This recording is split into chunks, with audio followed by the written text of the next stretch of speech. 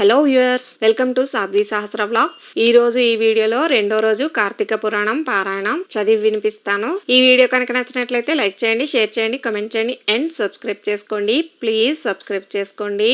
బ్రహ్మర్షి అయిన శ్రీ వశిష్ఠ మహర్షి రాజర్షి అయిన జనక మహారాజుకి ఇలా చెప్పసాగారు. రాజా, స్నాన దాన జప తపాలలో దేనిని గాని ఈ కార్తీక మాసంలో ఏ కొద్దిపాటిగా ఆచరించినప్పటికీ కూడా అది అనంతమైన ఫలాన్ని ఇస్తుంది. ఎవరైతే సుఖాలలో తేలి శరీరాన్ని కష్టానికి జడిసి కార్తీక వ్రతాన్ని ఆచరించరో అటువంటి వాళ్ళు 100 జన్మలు కుక్కలుగా పుడతారు. పౌర్ణమ్యాం కార్తీకే మాసి స్నానాం దీస్తు నాచరన్ కోటి జన్మసు చండాల యోనో సంజాయతే నృప క్రమాద్యోనో సముత్పన్నో భవతి బ్రహ్మరాక్షస అత్రే ఓదాహరంతి మా మితిహాసం పురాతనం. దీనికి అర్థం, కార్తీక పౌర్ణమి నాడు స్నాన దాన జప ఉపవాసాల్లో ఏ ఒక్కటి కూడా ఆచరించని వాళ్ళు కోటి పర్యాయాలు చండాలపు యోనులలో జన్మించి తుదకు బ్రహ్మరాక్షసులుగా పరిణమిస్తారు.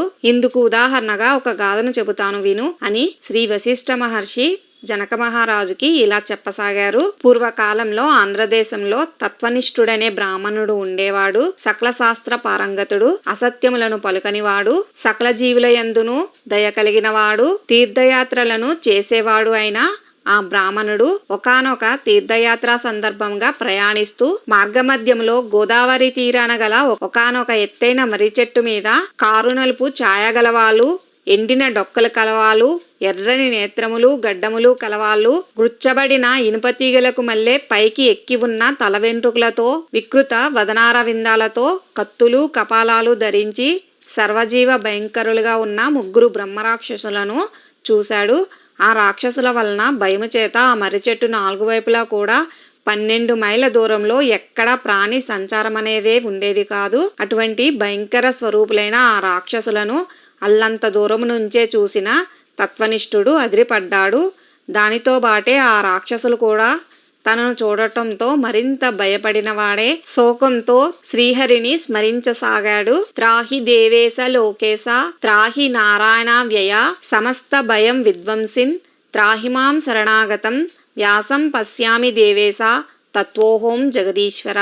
దీనికి అర్థం, దేవతలకు లోకాలకు కూడా యజమాని అయిన వాడా నారాయణ, అవ్యయ, నన్ను కాపాడు, అన్ని రకాల భయాలను అంతము చేసేవాడా, నిన్నే శరణు కోరుతున్నా నన్ను రక్షించు.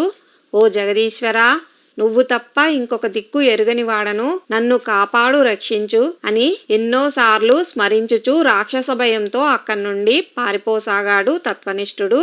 అతనిని పట్టి వధించాలనే తలంపుతో ఆ బ్రహ్మరాక్షసులు అతని వెనకనే పరిగెత్తసాగారు. రాక్షసులు ఆ బ్రాహ్మణుని చేరుతున్న కొద్దీ సాత్వికమైన విప్రతేజస్సు కనబడటం వలన ఎడతెరిపి లేకుండా అతనిచే స్మరించబడుతున్న హరినామము చెవులబడట వలన వెంటనే వారికి జ్ఞానోదయమైంది. అదే తడవుగా ఆ బ్రాహ్మణుని ఎదురుగా చేరుకొని దండం పెట్టి అతనికి తమ వలన కీడు కలగబోదని నమ్మమని చెప్పి, ఓ బ్రాహ్మణుడా, నీ దర్శనముతో మా పాపాలు నశించిపోయాయి అని ఆ బ్రాహ్మణునికి బ్రహ్మరాక్షసులు నమస్కరిస్తూనే ఉన్నారు. వారి విధేయతకు కుదుటపడిన హృదయముతో ఆ బ్రాహ్మణుడు, మీరెవరు?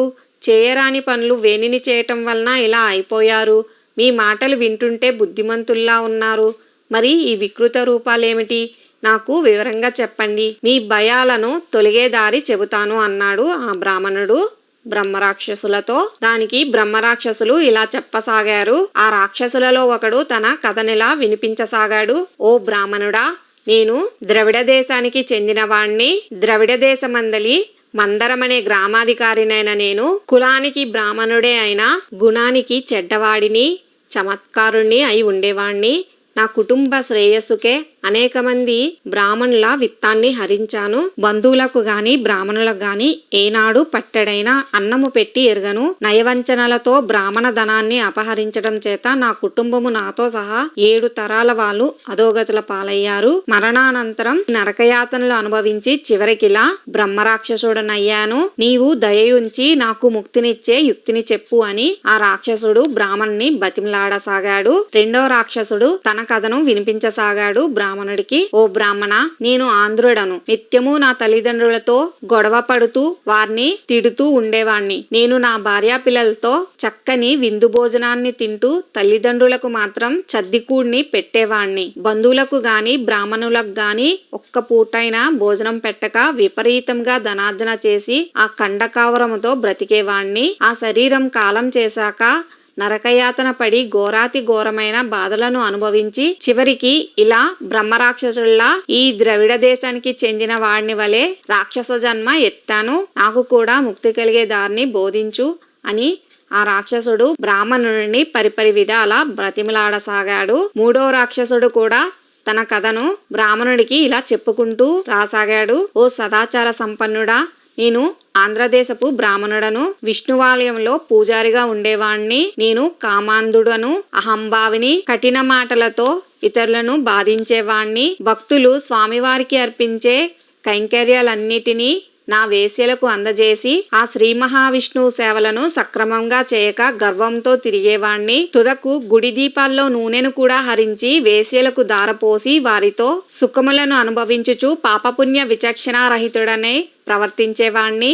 ఆ నా దోషాలకు ప్రతిఫలంగా నరకమును చూసి చూసి అనంతరము ఈ భూమిపై నానావిధ హీన జన్మలు ఎత్తి చివరికి ఈ బ్రహ్మరాక్షసునిగా ఇలా జన్మనెత్తాను. ఓ సదాచార సంపన్నుడా, నన్ను మన్నించి మరలా జన్మించే అవసరం లేకుండా మోక్షాన్ని పొందే మార్గాన్ని నాకు చూపించవయ్యా అంటూ ఆ రాక్షసుడు బ్రాహ్మణుని ప్రార్థించాడు. తమ తమ పూర్వజన్మల గురించి చెప్పి ఎంతో పశ్చాత్తాపడుతున్న ఆ బ్రహ్మరాక్షసులకు ఆ బ్రాహ్మణుడు అభయమిచ్చి, భయపడకండి, నాతో కలిసి కార్తీక స్నానానికి రండి, మీ సమస్త దోషాలు నశించిపోతాయి అని చెప్పి వారిని తన బయలుదేరేలా చేశాడు ఆ బ్రాహ్మణుడు. అందరూ కలిసి కావేరీ నదిని చేరారు. అక్కడ తత్వనిష్ఠుడు బ్రహ్మరాక్షసుల నిమిత్తమే సంకల్పం చేసి తాను స్వయంగా ముందు స్నానం చేసి పిమ్మట రాక్షసుల చేత కూడా స్నానం చేయించాడు. ఆ బ్రహ్మరాక్షసులు స్నానం చేసిన వెంటనే బ్రాహ్మణుడు ఇలా శ్లోకం చెప్పసాగాడు. అముకానాం బ్రహ్మరాక్షసత్వ నివారణార్థం అస్యాం కావేర్యాం ప్రాతస్నానమహం కరిష్యే. బ్రాహ్మణుడు ఇలా సంకల్పంతో స్నానం చేసి ఆ వచ్చిన ఫలితాన్ని ఈ ముగ్గురు బ్రహ్మరాక్షసులకు దారపోయగా వారు వెంటనే దివ్యత్వం పొంది తక్షణమే వైకుంఠానికి ప్రయాణమయ్యారు. వశిష్ఠ మహర్షి జనక మహారాజుకు, రాజా, మోహ ప్రలోభాల వల్ల కానీ ఏ కారణం చేతనైనా కానీ కార్తీక మాస సూర్యోదయ కాలాన కావేరీ నదిలో స్నానమాచరించి విష్ణును పూజించిన వాళ్లకు నిస్సందేహంగా 10,000 యజ్ఞాలు చేసిన ఫలము కలుగుతుంది. అందువల్ల ఏదో ఒక ఉపాయం చేసైనా సరే కార్తీకంలో కావేరీ స్నానమును తప్పకుండా చేయాలి. కావేరీలో సాధ్యము కాకపోతే గోదావరిలోనైనా మరెక్కడైనా సరే సూర్యోదయానికి ముందే స్నానం మాత్రం చేసి తీరాలి. అలా ఎవరైతే కార్తీక దామోదర ప్రీతిగా ఉదయాన్నే స్నానం చేయరో వాళ్ళు 10 జన్మలు చండాలపు జన్మలు ఎత్తి అనంతరం ఊరపందులుగా జన్మిస్తారు సుమా అని వశిష్ఠ మహర్షి జనక మహారాజుకు చెప్పారు. కాబట్టి ఎటువంటి సందేహం లేకుండా స్త్రీలు కాని పురుషులు కాని కార్తీక మాసంలో తప్పనిసరిగా ఉదయమే స్నానం ఆచరించాలి. జనక మహారాజు వశిష్ఠ మహర్షిని, హే బ్రహ్మర్షి, నువ్వింతవరకు కార్తీక మహత్యాన్ని అసాధారణ ధోరణిలో చెప్పావు. అయితే ఏ సంకల్పంతో ఈ వ్రతం ఆచరించాలో, ఏ దానాలు చేయాలో కూడా తెలియజేయి అని ఎంతో వినయంగా జనక మహారాజు వశిష్ఠ మహర్షిని అడిగారు. అన్ని పాపాలను హరించి వేసేది, పుణ్యాలను అగన్యాలుగా మార్చేది అయినా ఈ కార్తీక వ్రతానికి ఫలానా సంకల్పము అనేది లేదు. ఈ కార్తీక వ్రతం ఆచరించడం వలన ఎటువంటి పాపమైనా సరే నశిస్తుంది అని జనక మహారాజుకి వశిష్ఠ మహర్షి చెప్పారు. వశిష్ఠ మహర్షి జనక మహారాజుకు, రాజా, ఈ కార్తీక మాసమందు వ్రత ధర్మాలు, దాని వలన వచ్చే సత్ఫలితాలు చెబుతాను విను అని ఇలా చెప్పసాగారు. కార్తీక మాసపు సాయంకాలం శివాలయంలో దీపారాధన చేయటం వలన అనంతమైన ఫలం వస్తుంది. శివాలయ గోపుర ద్వారా శిఖరాలందు గాని శివలింగ సన్నిధి గాని దీపారాధన చేయడం వలన అన్ని పాపాలు అంతరించిపోతాయి. ఎవరైతే కార్తీక మాసంలో శివాలయంలో ఆవునేతితో గాని నువ్వుల నూనెతో గాని ఇప్ప నూనెతో గాని నారింజ నూనెలతో గాని దీప సమర్పణ చేస్తారో వాళ్ళు ధర్మవేత్తలవుతారు. ఆఖరికి ఆముదపు దీపాన్నైనా సమర్పించిన వాళ్ళు అత్యంత పుణ్యవంతులవుతారు. కనీసము కాంక్షతో గాని నలుగురి మధ్యలో బడాయి కోసం కాని దీపాన్ని ఇచ్చేవాళ్ళు కూడా శివప్రియులవుతారు. ఇందుకు ఉదాహరణగా ఒక చిన్న కథ చెబుతాను విను అని వశిష్ఠ మహర్షి జనక మహారాజుకు ఒక కథను వివరించసాగారు. పూర్వము పాంచాల దేశాన్ని పరిపాలించే మహారాజు ఒకడు కుబేరును మించిన సంపద కూర్చొని ఉన్న కుమారులు లేని కారణంగా కురుంగిపోయిన వాడే కురంగపానికే తపస్సుకు కూర్చున్నాడు. మధ్యకాలంలో అటుగా వచ్చిన పిప్పలుడనే ముని అతని తపస్సుకు కారణం అడిగి తెలుసుకుని, ఓ రాజా, ఈ మాత్రపు కోరికకు తపస్సుతో పనిలేదు. కార్తీక మాసములో శివప్రీతిగా వ్రతమాచరించి బ్రాహ్మణులను దీపదాన దక్షిణలతో సంతోషపెట్టు. అలా చేస్తే నీకు తప్పక పుత్ర సంతానం కలుగుతుందని చెప్పాడు. ఋషివాక్యమును శిరోధార్యముగా తలచి ఆ పాంచాలుడు తన పట్టణము చేరి కార్తీక వ్రతమాచరించి శివప్రీతికే బ్రాహ్మణులకు దీపదానములను చేశాడు. తత్ఫలితముగా మహారాణి నెలతప్పి యుక్తకాలంలో పురుష శిశువును ప్రసవించింది. రాజదంపతులు ఆ శిశువుకి సత్రాజిత్తు అని పేరు పెట్టారు. ఆ సత్రాజిత్తు దినదిన ప్రవర్ధమానుడై పెరిగి యువకుడై వీరుడై వేశ్యాలోలుడై అప్పటికీ తృప్తి చెందక పరస్త్రీ రక్తుడై యుక్తాయుక్త విచక్షణ నాస్తికుడై శాస్త్ర ధిక్కారి అయి వర్ణసంకర కారకుడై హితవు చెప్పేవారిని చంపుతానని బెదిరించుచు స్వేచ్ఛాచారి అయి ప్రవర్తింపసాగాడు.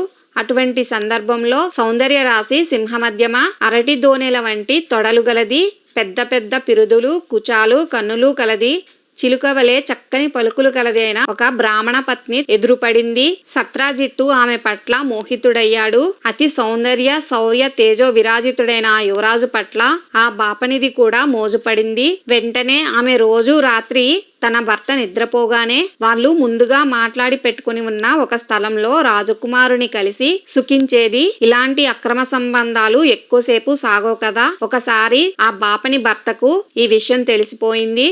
అది మొదలు అతను ఒక కత్తిని ధరించి తన భార్యను ఆ రాజును ప్రత్యక్షంగా చూసి వారిని చంపాలని తిరుగుతున్నాడు. ఆ బ్రాహ్మణ స్త్రీకి గాని సత్రాజిత్తుకు గాని ఈ సంగతి తెలియదు. రోజులు ఇలా గడుస్తూ ఉండగా ఒకానొక కార్తీక పౌర్ణమి సోమవారం నాడు రాత్రి ఆ కాముకులు తమ అక్రమ సంబంధానికై ఒకనొక శిథిల శివాలయాన్ని సంకేత స్థానంగా ఎంచుకున్నారు. అర్ధరాత్రి వేళ వాళ్ళు అక్కడ కలుసుకున్నారు. గర్భగుడిలో అంతా చీకటిగా ఉంది. ఆ బ్రాహ్మణ స్త్రీ తన చీరచెంగు చింపి వత్తిని చేసింది. రాజకుమారుడు ఎక్కడి నుంచో ఆముదమును తెచ్చాడు.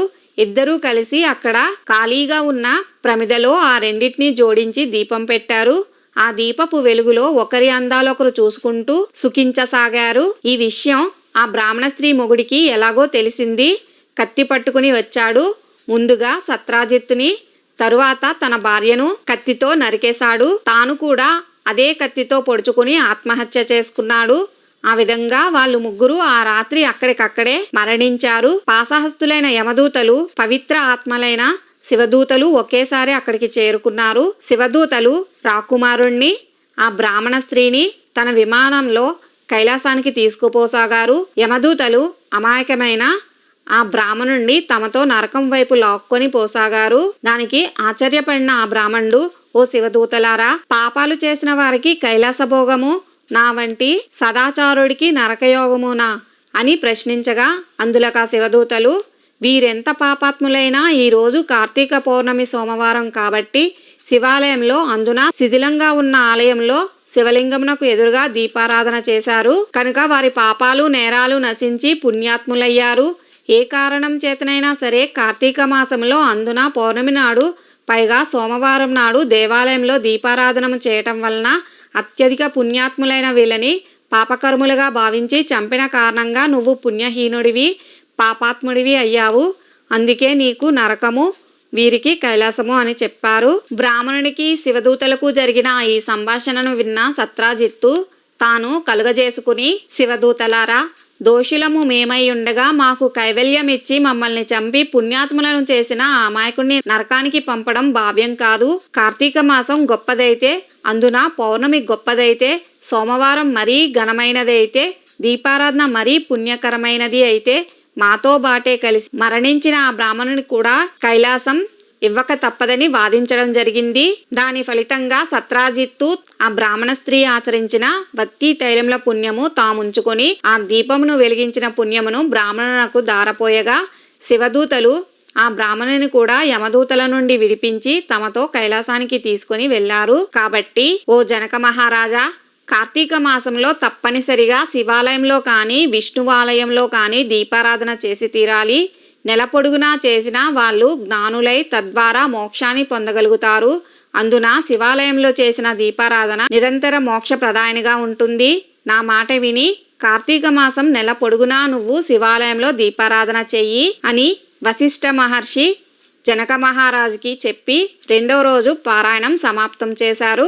2వ రోజు కార్తీక పారాయణం సమాప్తము. ఈ వీడియో కనుక నచ్చినట్లయితే లైక్ చేయండి, షేర్ చేయండి, కమెంట్ చేయండి అండ్ సబ్స్క్రైబ్ చేసుకోండి. ప్లీజ్ సబ్స్క్రైబ్ చేసుకోండి.